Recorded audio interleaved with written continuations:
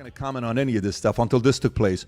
Watch what she says. The entire internet has reacted to this. Here's Brittney Griner. They're playing against the Indiana Fever, and look what she's saying. Go ahead, Rob.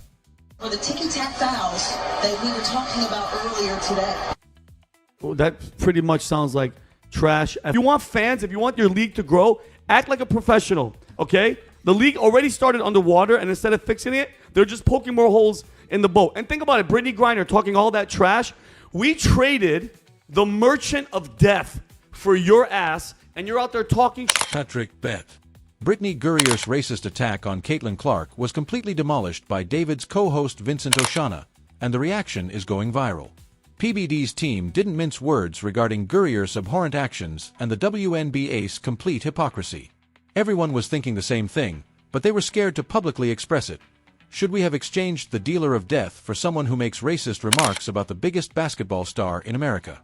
If you want fans, if you want your league to grow, act like a professional, okay? The league already started underwater, and instead of fixing it, they're just poking more holes in the boat. And think about it, Brittney Griner talking all that trash. We traded the merchant of death for your ass, and you're out there talking When the PBD crew talked about Guerrier's racist attack on Caitlin Clark, they didn't hold back, and their response is exactly the reality check this entire situation needed. Honestly, it's about time someone with a platform had the guts to say what millions of Americans were thinking. Vincent Oshana from the Patrick Bet David podcast just gave Brittney Griner the verbal beating she so richly deserved. Let me explain what transpired, because this goes beyond a single incident. It's about the WNBA's total moral collapse and how they fostered a hostile culture where criticizing their own biggest star is not only tolerated but seemingly encouraged. The entire incident began when Guerrier was shown on tape allegedly calling Clark garbage and a filthy white girl after fouling out of a game against Clark's Indiana Fever. For the ticky-tack fouls that we were talking about earlier today. Now, let's be crystal clear about something. If Clark had said anything even slightly similar about a black player, her career would have ended sooner rather than later. She would have been suspended, fined, required to undergo sensitivity training, and likely have to issue 17 separate apologies. However, when Griner slurs at Clark, the league office remains completely silent, which is an insult to anyone with working brain cells. With Brittney Griner, right? And then the other quote, Rob, then I'm going to wrap this up and then I'm going to go to Adam. Put the quote of Brittney Griner, what she said about the NBA. This is so funny how all this stuff works out, right? She says, this is from Brittney. Every time we play her, there's this commotion, like this loud rumbling from the stands. Turns out it's people, thousands of them, just sitting there, watching on purpose. At this point in their podcast conversation, Vincent Oshana took over and said what needed to be said. He completely dismantled Guerrier's hypocrisy and the WNBA's backward priorities as a whole. He emphasized the situation's utter lunacy. Here is a player who was truly exchanged for the merchant of death, a Russian arms dealer, and she is now out there saying racist things about the one person who is genuinely drawing attention to their irrelevant league. Brittney Griner voiced frustration in a recent interview, claiming that Caitlin Clark is ruining what used to make the WNBA great. Wait for this. Empty stands? Tom, let me just... go ahead, I'm so mad. WNBA games used to be a chill, quiet place. You could bring your laptop and relax, maybe even get a little work done. But now it's like there's a large gathering of people watching us from the stands. Some of them are yelling crazy shit about what they're seeing, putting unfair pressure on us to score like we're... When you think about it, Ona's takedown was incredibly precise. He pointed out how players like Angel Reese, who are millionaires and should be thankful for their opportunities, act as though the league owes them something. These players are making good money playing a sport they love, but they are somehow victims because the most talented player in their league is white. Are you I act like this. Okay. Rob, can you joking. verify that this is what she said on the mom and pop WNBA model? That she's sick of the and then she says the whole thing is toxic. I saw a guy with his daughter in the crowd, both of them yelling, couldn't hear what they were saying exactly. Remember when Caitlin Clark made those embarrassing remarks about white privilege and how she wanted to empower black women? That is another item that the Patrick Bet David team brought to light, but the majority of the mainstream media won't touch. Oshana and the PBD team pointed that out as the point at which we stopped respecting Clark, and they were 100% correct. WNBA is never, ever, ever going to work and never make money. And this is exactly what Caitlin Clark gets for bending the knee. Do you guys remember when she said, when we lost all respect for her, when she said, I want to say I've earned every single thing, but as a white person, there is privilege. And the more we can elevate black women, this is going to be a beautiful thing. That's when it was all over. And Angel Reese and Brittney Griner, they walk around like the league owes them something. Even Ryan Clark's attitude as if, bro, where's the victimhood? These are freaking millionaires. Like, what are you talking about? It's attitude, it's no humility, just entitlement, and that's not confidence. Clark attempted to play the politically correct game, believing that if she simply acknowledged her alleged privilege and said all the right things, her peers would accept her. Instead, it made her appear weak, and her critics, like Gurrier and Ree, took advantage of it, treating Clark's humility as an admission of guilt rather than an attempt to mend fences. The PBD analysis perfectly captured why the WNBA is still a financial disaster despite having the most marketable player in women's basketball history. Instead of defending and promoting their golden goose, they have created an environment where attacking Clark is not only acceptable but practically necessary if you want to blend in with the established players.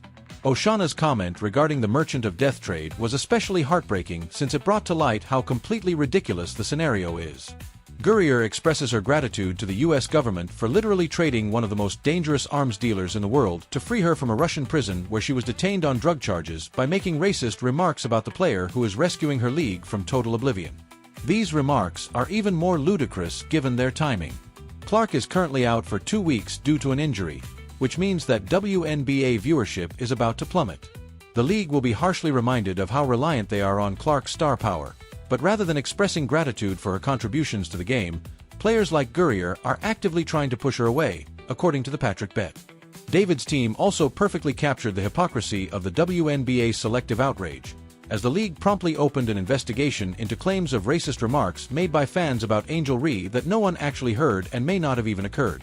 However, when there is unmistakable video proof of Gurrier making racist remarks about Clark radio silence, the message is obvious. Racism only becomes harmful when it takes one direction. This double standard goes beyond the Gurrier incident. Over Clark's career, she has experienced an unparalleled degree of verbal and physical abuse from rivals, including having her eye prodded by Duh. Despite being the target of numerous dirty plays and receiving frequent criticism for her popularity, Jane Carrington and her coach were ordered to be quiet and endure it whenever they had any complaints about the officiating or treatment. The PBD crew's prediction that the WNBA would fail proved accurate. When your largest attraction is intentionally targeted and resented by your established stars, it is impossible to create a successful entertainment product. This is corporate suicide masquerading as social justice. The league has persuaded itself that backing Clark somehow devalues other players, when in actuality, everyone benefits from her success. Toshana made a particularly wise observation regarding attitude and entitlement. Successful leagues are aware that their role is to provide fans with entertainment and engaging plots. The WNBA appears to believe that their role is to educate fans about social concerns while offering subpar basketball, which lacks confidence. Without the performance to support it, that is arrogance. When contrasted with other professional leagues, damning NBA players may gripe about calls or engage in sporadic arguments, but they don't routinely disparage the top players in their league because they know that good things come to those who seek them. LeBron James doesn't waste his time trying to discredit Stephen Curry because he understands that his success benefits the league as a whole. However, in the WNBA, there is a toxic culture where success is seen as a zero-sum game, meaning that if Clark is successful in any way, other players are being devalued. This is a narrow-minded approach that exposes how unprofessional and immature many of these players truly are, but they would rather discredit the one person bringing attention to their sport than figure out how to profit from that attention. The PBD team's prediction regarding attendance during Clark's injury absence will turn out to be accurate. Ticket prices for the game she misses have already dropped significantly, and you can bet that TV ratings will plummet as well. The league is about to receive a harsh lesson in just how much they rely on the player, as some of their stars appear to detest what being sidelined makes. Griner's remarks even more frustrating is the background of her own career. She has played in the league for more than 10 years and has essentially done nothing to advance women's basketball. During her whole career, the WNBA was losing money and playing in largely empty arenas. Yet she feels entitled to criticize the one player who has truly altered that dynamic. The bet on Patrick. David's analysis also emphasized how this incident exemplifies everything that is wrong with contemporary American culture. The victim of racism is chastised for not responding to it more effectively, while the offender is given a pass because she fits the right identity boxes. This is a total reversal of fundamental moral principles. Vincent, too many people are scared to speak out blatant bigotry when it comes from particular groups, but the PBD crew wasn't having any of that bullshit. Oshana's comments that Gurrier was filthy for making racist remarks was precisely the kind of moral clarity this scenario required. Regardless of who commits or receives racism, racism is racism. The wider ramifications of this incident go well beyond basketball. It is a prime illustration of how identity politics have tainted everything it comes into contact with. Rather than honoring success and excellence, we are expected to take into account factors like race and grievance when deciding who is deserving of support. Not being a bad guy or a bad athlete, but rather succeeding while white, is Clark's crime.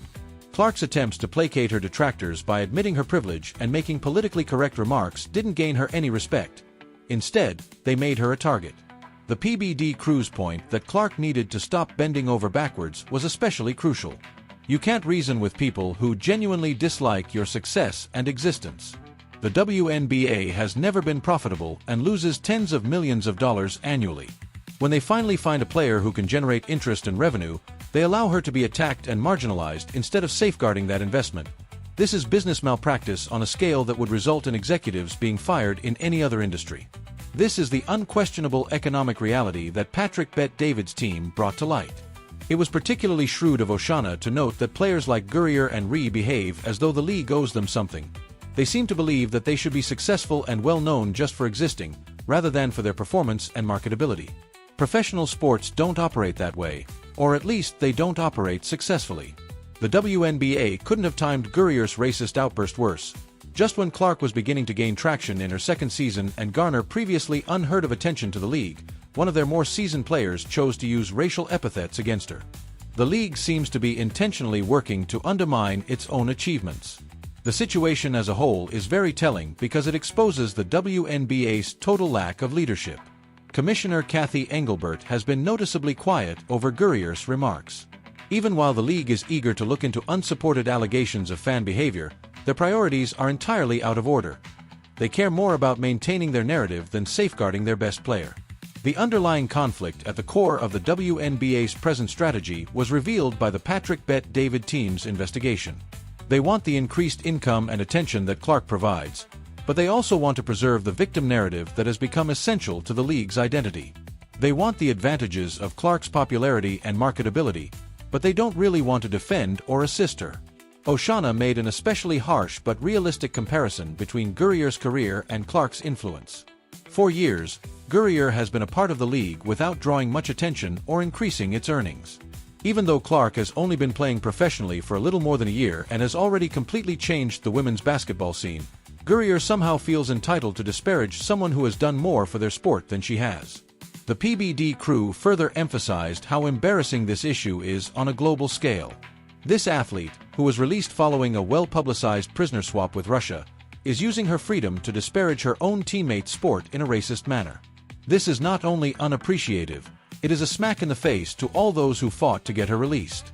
In the end, Vincent Oshana and the PBD team expressed what millions of Americans were considering but were hesitant to express in public.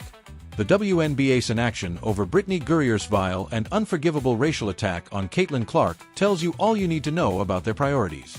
Vincent Oshana and the Patrick Bet-David team completely destroyed Brittney Gurrier and revealed the WNBA's racist double standards for everyone to see.